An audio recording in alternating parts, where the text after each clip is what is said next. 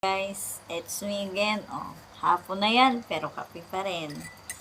Ito ang kaping pampaganda, charot. Shout out pala kay Ate Jenny Villanueva. Ate Jenny, shout out sa iyo. Ito na guys, magtutupi na ang person kasi daming tupiin.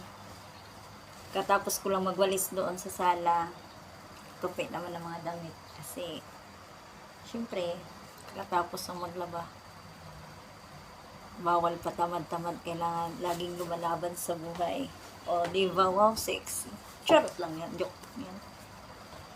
Wow, sexy. Benching ko ang kagid.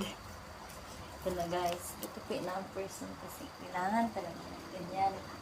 Magbait-baitan rin tayo paminsan-minsan kasi nai-stress na talaga ako mga maris. Araw-araw na lang kami nag-aaway. Ay, hindi ko na talaga alam kung ano talagang gagawin ko kay Dodong. Pag-uwi ko ng bahay, si Dodong, puro na lang lalaki sinasabi sa akin. Uy, hindi ko naman alam sino lalaki ko dyan sa trabaho. Ay, nako. O, diba, sexy for to this video lang yan. Sobrang init talaga. Hindi ko na alam kung anong gagawin ko. O, diba, daming sinasabi. Magkape tayo mga mari. Oy, masarap magkape talaga. Ang tunay na sarap sa kape mo lang malalasap mga mari. Sarap talaga. Diba? Nabusog ko mari. Nakapagod talaga mari. Oy, buong araw naglilinis ang person kasi wala mang tao mari. Ako lang mag-iisa. Kailangan natin maglinis-linis dito kasi kawawa naman kung isa lang lagi nating inaasahan. Pagod na nga yun sa trabaho, tapos siya pa maglilinis, mag-ano, hindi, ano lang kami rito, mga Disney princess, China all. Siyempre mari, tatrabaho tayo, para ang trabaho magaan pag nagtutulungan. Ganun lang yun. Totoo lang.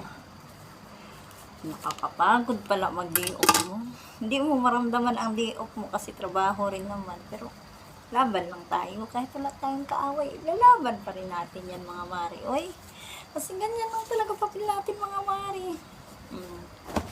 Daming tupiin mga mari. O sino dyan magpapatupi ng mga damit? Tawagan nyo lang ako. Handa ako magtupi ng mga damit ninyo. 3 tinupi, 500 pesos only. Siyempre, wala nang mura ngayon. Ay, wala nga yung bigas na tag 20. Tupiin pa kaya, trabaho. Kailangan na natin mag-utak-utakan ba mga mari? Kasi mahirap na ang buhay ngayon talaga. Ngayon, tutupi-tupi tayo nito hanggang sa maubos na lahat ng gawain kasi kawawa talaga pag isa lang inaasahan lagi.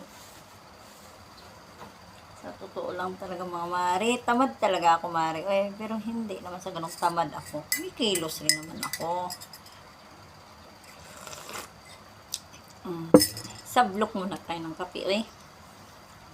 Iwan ko ba. Isang araw, naka-4 na ako kakape. Puri, nervyos na lang talaga nito. Sana di tayo magpalpitit at makatulog ng maayos mga maris. Ay, mahirap pala maging vlogger no sa tanang buhay ko. Ngayon lang talaga sumabak nitong mga vlogger na to. Ito talaga si Lolo Mitz, oh. Napagawa niya akong vlogger. Diba? Sino ka? Ay, chat. For today's video, nagkagulo ang buhok sa inyong vlogger. O, Ate Joyne, na shout out na kita. Ingat ka palagi. Sana mahanap mo na ang forever mo. Chara all. Bye guys. Mamaya ulit pag may iba-vlog ako. Salamat sa inyong pagsuporta. Nag-iisang kahera ng Ermita. Walang iba.